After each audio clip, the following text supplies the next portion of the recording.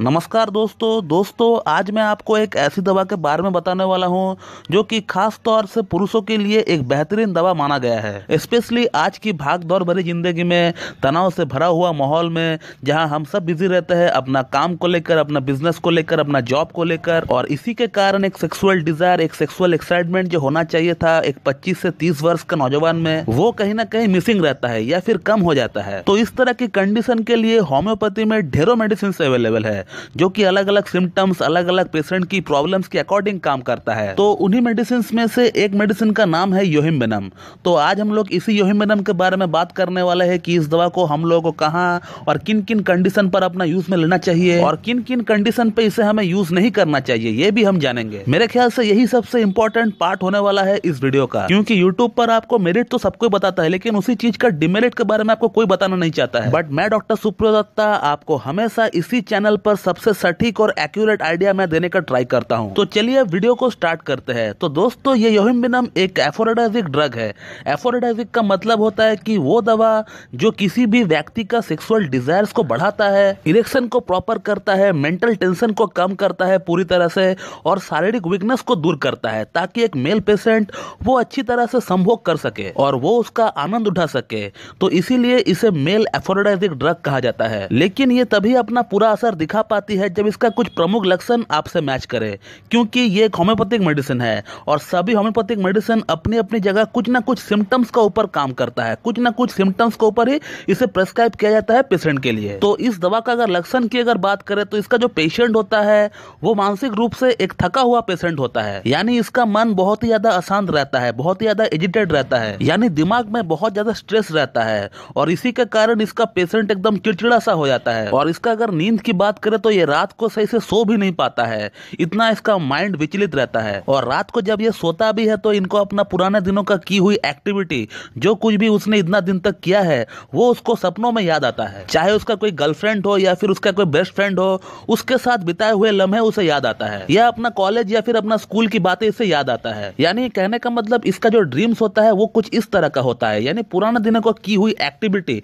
उसको याद आता है सपनों में। और इसको नाइटफॉल की भी शिकायत होता है, लेकिन इसका भी सिम्टम वही है कि पुराना कोई बात, पुराना कोई इंसिडेंट जो उसने ऑलरेडी कर चुका है बहुत साल पहले, उसी को फिर से याद आकर नींद में उसको जो है नाइटफॉल का होने का शिकायत होता है। इसके अलावा इसको रात को सोते वक्त बहुत ज्यादा ड्रोलिंग होता है। ड्रोलिंग का मतलब होता है मुंह से लार गिरना, यानी रात को या फिर दिन को सोते वक्त मुंह से लार गिरने को ही ड्रोलिंग कहा जाता है।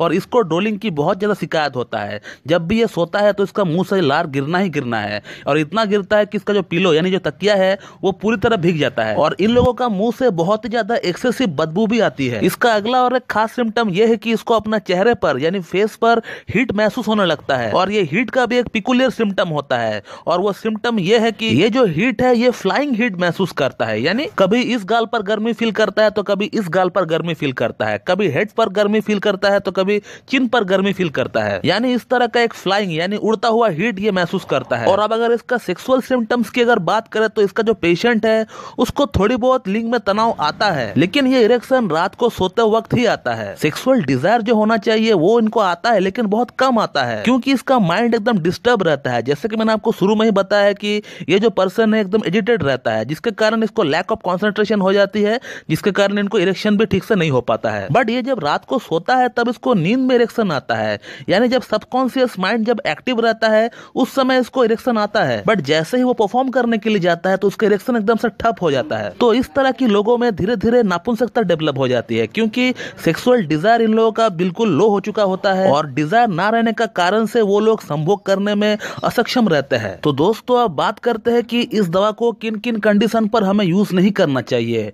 तो दोस्तों, जिन लोगों का हार्ट से रिलेटेड कोई दवा ऑलरेडी चल रहा है, खास तौर से जिन लोगों का इकोस्प्रिन जैसी दवा चल रही है जो कि खून को पतला करने का काम करता है, तो उन लोगों को इसे बिल्कुल भी नहीं लेना चाहिए। या अगर आपको दूसरा हार्ट से संबंधित अगर कोई बीमारी ऑलरेडी है, आपका नॉर्मली बीपी हाई रहता है, आपका बीपी की गोली चल रही है, तो उस कंडीशन में भी आप योहिम्बेनम का सेवन ना करें। इसके अलावा अगर आपको बीपीएच यानी बेनाइन प्रोस्टेटिक हाइपरप्लेजिया है, यानी आपका प्रोस्टेट का साइज बड़ा हुआ है और आपको घड़ी घड़ी यूरिन पास आउट करने की अर्जिंग बना रहता है, रात को सोते वक्त 50 बार आपको यूरिन पास आउट के लिए जाना पड़ता है, पेशाब में जलन होता है, दर्द होता है, तो फिर दोस्तों इस तरह का कंडीशन जो है ये बीपीएच का होता है। यानी अगर आपका प्रोस्टेट बढ़ जाता है, साइज में बढ़ जाता है, इंक्रीज हो जाता है, तभी आपको इस तरह का सिम्टम्स देखने को मिलता है। तो फिर इस तरह के कंडीशन में भी आपको यूएमबीनम का इस्तेमाल बिल्कुल भी नहीं करना चाहिए दोस्तों। इसके अलावा जिन लोगों का इंटरनल पार्ट्स में अगर कोई सूजन हो, लाइक अगर किडनी, लिवर, इंटेस्टाइन या फिर पैनक्रियास में अगर सूजन हो, जैसे किसी किसी को फैटी लिवर के कारण लिवर का साइज बढ़ जाता है, पैनक्रियास में इन्फ्लेमेशन होता है, पैनक्रियास का साइज बढ़ जाता है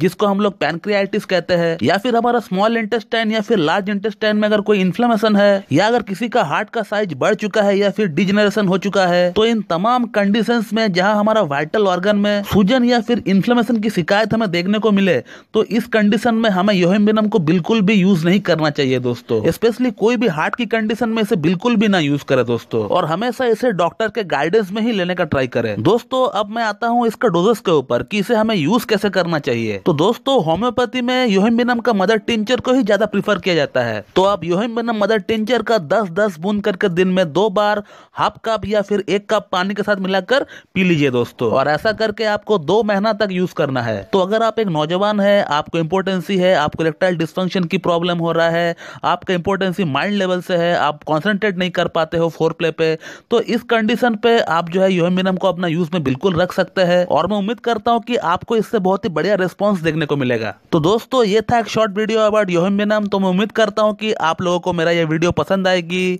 और मेरा वीडियो जो है आप लोगों के लिए लाभकारी साबित होगी। इसी तरह मुझसे जुड़े रहने के लिए मेरा YouTube channel Homeo Cat Tips को लाइक करें, शेयर करें, सब्सक्राइब करें और बेल आइकन को दबाना बिल्कुल भी ना भूलें दोस्तों। और अगर आपको इस टॉपिक से रिलेटेड मुझसे और कोई जानकारी चाहिए तो फिर आप मुझसे भी कांटेक्ट कर सकते हो। मैं मेरा व्हाट्सएप नंबर और ईमेल आईडी दोनों वीडियो को डिस्क्रिप्शन बॉक्स में दे दूंगा।